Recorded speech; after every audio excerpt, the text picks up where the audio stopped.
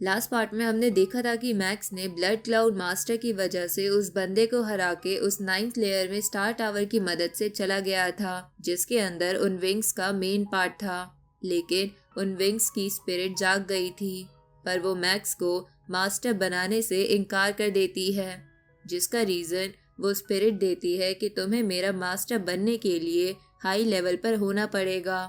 तो मैक्स वहीं अपनी शिप में कल्टीवेशन के लिए बैठ गया था, ताकि थोड़ा टाइम बीत जाने पर वो स्पिरिट अपने आप मान जाए।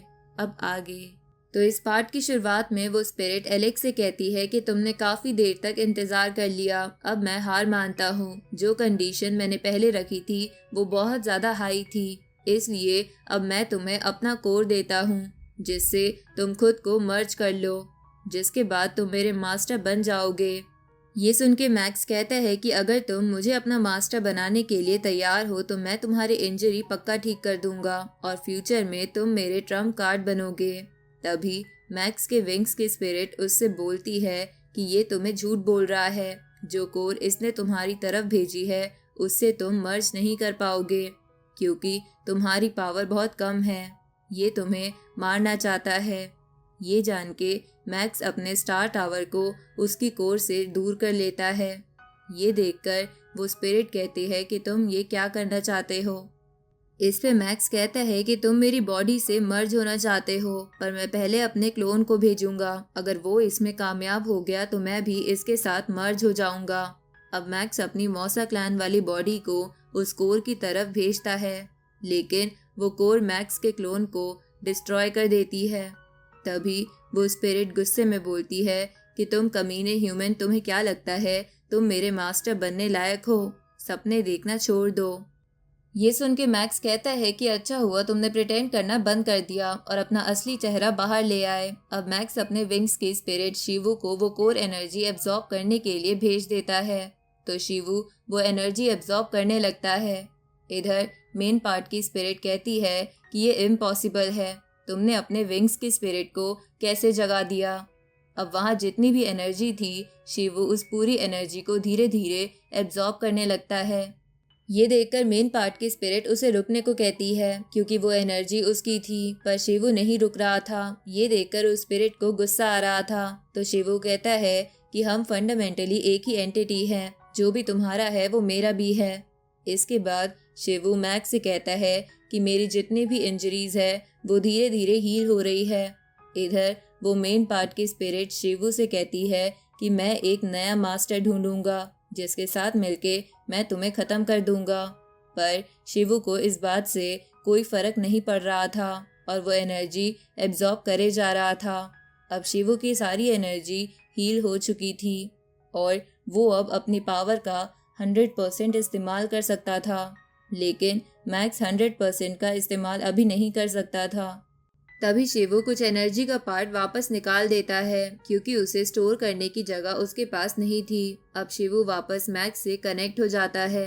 तभी मैक्स बोलता है कि मैं धीरे धीरे अब अपना कल्टीवेशन बढ़ाऊंगा।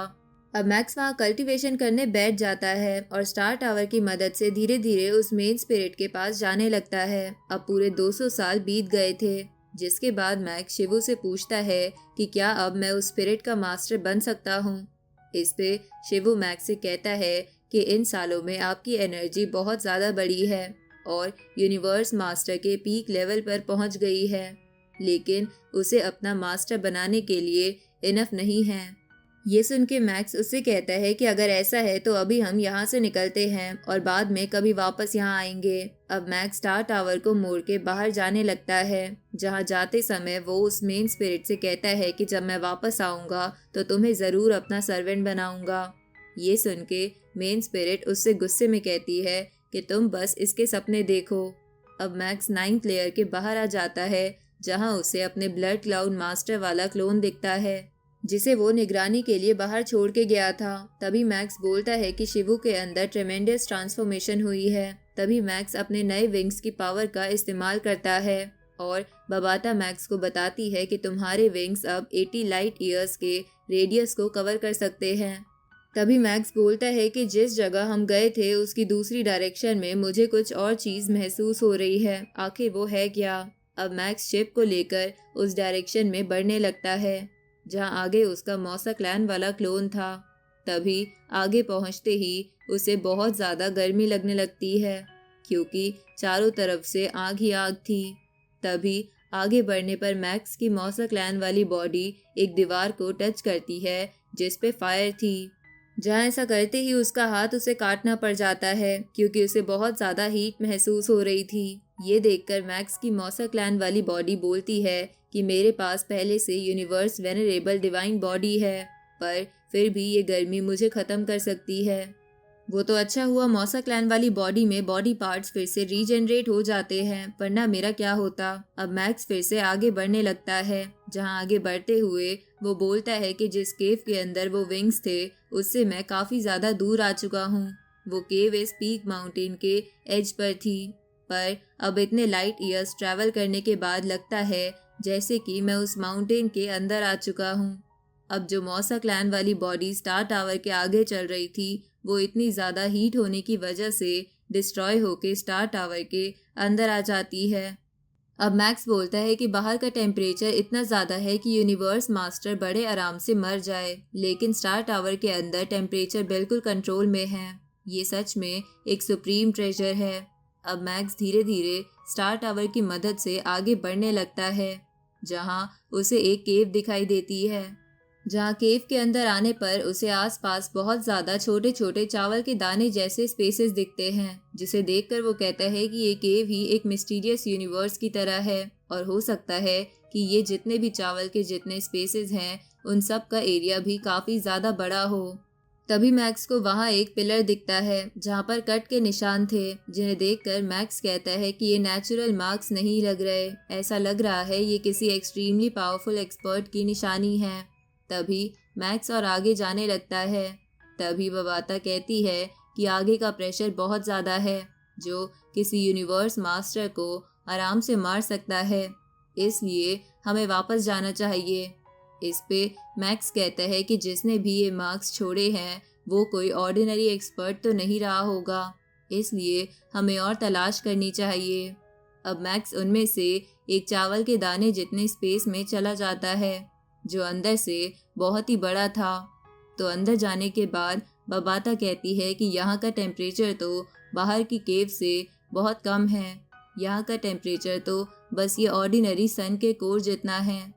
तभी मैक्स कहता है कि इन स्पेसेस के अंदर कुछ तो बात है, मैं नहीं मान सकता कि इसके अंदर कुछ ना हो। अब मैक्स अपनी विंग्स की पावर का इस्तेमाल करता है, जिसके बाद उसकी गोल्डन लाइटनिंग आसपास के एरिया में फैलने लगती है और उसे दूर एक जगह पर एक ट्रेजर दिखाई देता है।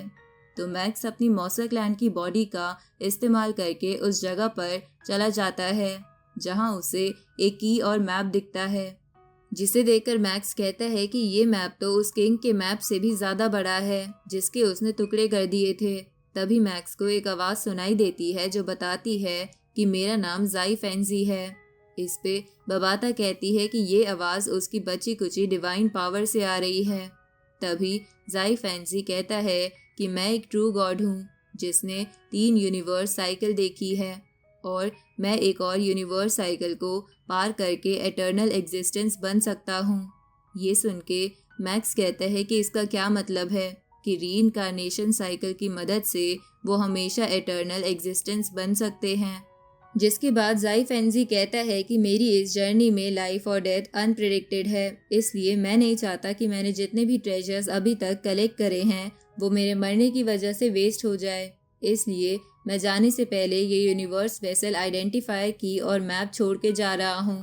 तभी बबाता उस मैप को स्कैन करती है और बोलती है कि ये कंप्लीट मैप स्क्रोल है, साथ ही इसके अंदर 3 फोरबिडन लैंड्स के बारे में जिक्र है। तभी ज़ाई फैंजी बोलता है कि मेरे कुछ ट्रेजर्स यूनिवर्स वेसल के अंदर है जो किसी को मिल जाए तो बहुत सारे लोग वैसे ही पागल हो जाएंगे।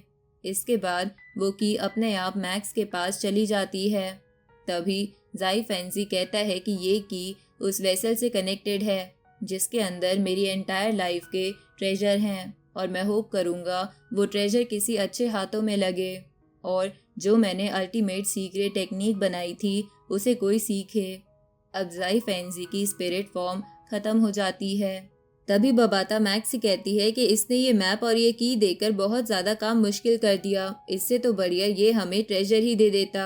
इस पे मैक्स कहता है कि मैं सीनियर के इस ट्रेजर से भी काफ़ी खुश हूँ। अब मैक्स वापस शिप के अंदर आ जाता है, जहाँ बबाता मैक्स से कहती है कि तुम्हें ज़ाई फैंजी का ट्रेजर ढूंढने के बजाय पहले वो विंग्स हासिल करने चाहिए, क्योंकि ज़ाई फैंजी के ट्रेजर वाले रास्ते में काफ़ी ज़्यादा खतरा होगा। इस पे मैक्स कहता है कि पर उस विंग्स को शायद मैं अभी हासिल नहीं कर पाऊंगा, इसलिए इस पे बबाता कहती है कि ठीक है, तो तुम पहले वो ट्रेजर हासिल कर लेना और बाद में वो विंग्स। इसके बाद मैक्स बोलता है कि मैं सबसे पहले इस मैप का हिस्सा अपने सीनियर्स को भी देना चाहता हूँ, जिसकी वजह से ह्यूमन रेस का यूनिवर्स वेसल में ख़त्म हो जाने का रिकॉर्ड बहुत कम हो जाएगा। ये सुन के बबाता कहती है कि तुम बहुत ज़्यादा जेनरस हो। तभी उसे ह्यूमन काउंसिल मीटिंग अटेंड करने का इनविटेशन आता है, तो मैक्स वहाँ चला जाता है, जहाँ पर सिटी लॉर्ड भी थे। तभी वहाँ पर एक बड़ी सी एक्स आती है और केओस सिटी लॉर्ड उस मीटिंग के चेयरपर्सन जूफू को ये सुप्रीम आर्टिफैक्ट पाने की खुशी में बधाई देते हैं, तो बाकी सब भी उन्हें कॉन्ग्रेचुलेट करते हैं। तभी जूफू सेक्स को चलाते हुए बोलता है कि जब से फर्स्ट एंसेस्टर हारे हैं तब से ह्यूमंस को हमेशा दबाया जाता है और हम काफ़ी समय तक छुप चुके, लेकिन अब इस ट्रेजर की मदद से बाकी रेसेस हमें नहीं दबा पाएंगी। तभी केओस सिटी लॉर्ड बोलते हैं कि ये एग जूफू पर काफ़ी ठीक लग रही है और इससे उनकी ताकत भी काफ़ी बढ़ गई है। अब इसी के साथ ये पार्ट यहीं ख़त्म होता है।